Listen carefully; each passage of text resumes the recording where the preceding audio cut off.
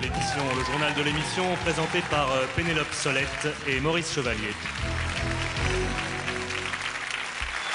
Bonsoir.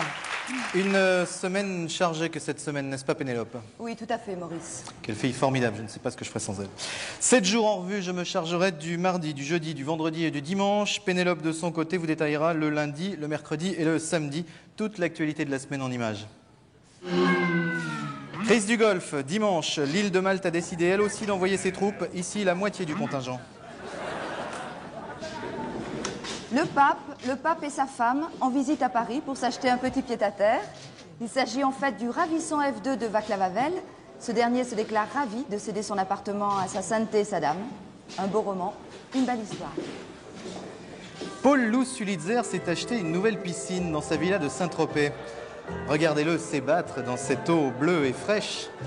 L'écrivain va nous gratifier d'un dernier signe de la queue. Regardez son joli slip en peau de panthère. À bientôt, Paul Loup, pour un prochain et nouveau best-seller.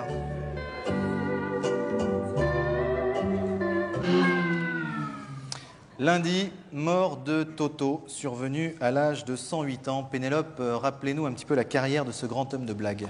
Oui, Maurice. Toto a commencé son métier d'amuseur à 5 ans, lorsqu'il demanda le 8 mai 1887 à sa mère s'il avait une grosse tête.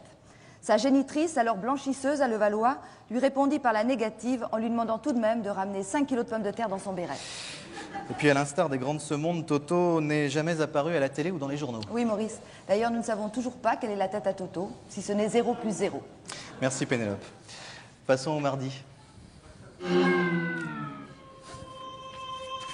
La rançon du succès. Après l'annonce par Canal+ de la suspension de ses abonnements, c'est l'émeute. Des milliers de futurs abonnés en colère prennent d'assaut les locaux de la chaîne à péage rue Olivier de Serres. Et certains même n'ont pas hésité à profiter de cette pénurie pour vendre au marché noir des décodeurs sous le manteau. C'est le cas de notre confrère et néanmoins ami Dominique Farrugia qui s'est livré à cet audiotrafic. Fort heureusement, vous le voyez sur ces images, il a été très vite appréhendé et mis sous les verrous. Mais j'ai rien fait! Mais je n'ai rien fait! Il faut savoir également que l'avocat de la chaîne cryptée a exigé de notre coupable et néanmoins confrère qu'il paye une énorme caution. Oui, peut-être à titre d'exemple. On vient d'apprendre à l'instant d'ailleurs que Dominique Farrugia a payé, on ne sait pas comment ni où il a trouvé l'argent, mais il a payé. On marque une pause.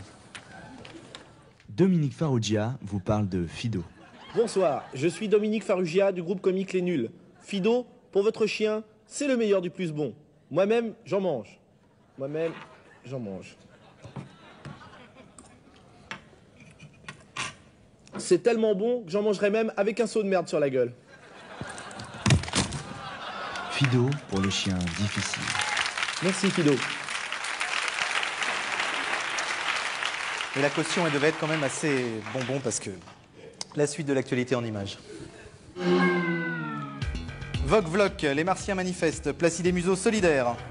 Après les lunettes à essuie-glace, voici les jumelles pour regarder dans le pot de fleurs. Et enfin, mode, les Ray-Ban, ça va avec tout. Jeudi, une grande fête organisée par SOS Racisme. Une fois n'est pas coutume, tous les drapeaux étaient égaux. Regardez, les États-Unis, la Russie, la France, Israël, tous réunis dans une jolie retraite au flambeau. C'est super. En tout cas, un formidable message d'espoir. Tout à fait, Maurice. Jeudi toujours, la soirée poker qui devait réunir Johnny Hallyday, Paul Loup Sulitzer, Eddie Barclay a dû être annulée. En effet, aucun d'entre eux n'a réussi à trouver de babysitter pour garder sa femme. Rassurez-vous, ce n'est que partie remise. Grand succès des bars sans alcool. La clientèle se déclare satisfaite. On s'y trouve bien, on discute entre copains, on fume des joints, c'est sympa. Après les bars sans alcool, voici les bals sans musique bientôt où on pourra se battre tranquille sans être gêné par l'orchestre. Et puis, un drame, c'est à l'aide de plusieurs cigarettes fourrées à la marijuana que des cambrioleurs ont défoncé une porte.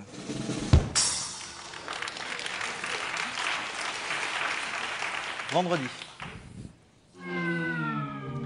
Serait-ce la fin d'un mythe aquatique? Flipper le dauphin, devenu riche et célèbre, aurait-il été perverti par le succès? On le croirait à regarder ce Flipper le pochetron, très marqué par l'alcool. Il donne à voir aux passants l'image d'un poisson fini, sale, tout le temps saoul et mal poli. À l'équipe de télévision qui lui demandait de pousser son célèbre cri, il a poussé un nouveau cri, va te faire sucer, va te faire enculer. Quelle tristesse! Chaque jour, vous le voyez, il faut l'intervention des forces de police, pas pour empêcher Flipper de faire du mal aux gens, il en serait bien incapable, mais pour qu'il ne se fasse pas du mal à lui. Une nuit passée au commissariat ne suffit pas, il retourne invariablement au café pour boire tous ses sous. Regardez son porte-monnaie vide, et chaque fois, il se fait expulser comme un voyou. Allez, reprends-toi, Flipper, pour les enfants du monde, pour la télé, pour nous.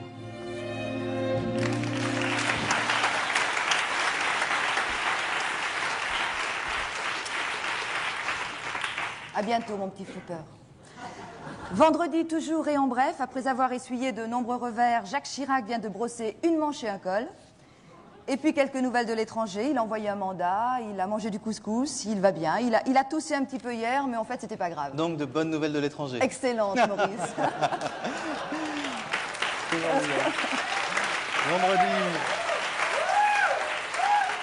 Vendredi enfin, 12 morts et 24 blessés à Jouy-en-Josiane dans le Bas-Rhin, dans l'accident de l'autocar fou qui a traversé le village avec un entonnoir géant sur la tête en criant « Youpi, je suis une saucisse !» Samedi, qui a pété?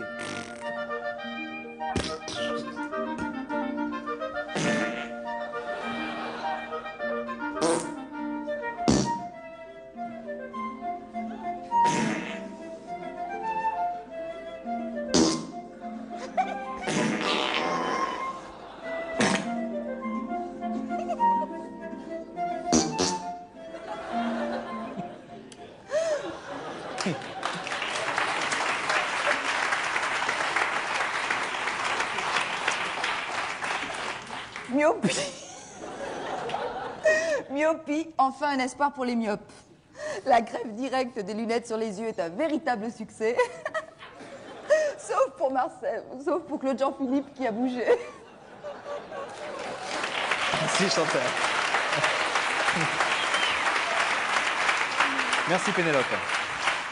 Samedi enfin, le président François Mitterrand a invité les membres du gouvernement à manger chez lui, au menu du thon pour Chevènement, pour Rocard du poulet et pour Georgina du foie. Et c'est aujourd'hui que le Premier ministre japonais, M. Toshiki Kaifu, a entamé sa tournée mondiale pour expliquer aux gens que son nom n'est pas une contrepétrie. Voilà pour l'essentiel de l'actualité de cette semaine, Oui, Pénélope. Maurice, je pense que nous avons tout dit. En tout cas, si nous avons oublié des trucs, c'est exprès. Merci Pénélope. Prochaine édition, prochaine émission. Bonsoir à tous. Bonsoir. Et à toutes.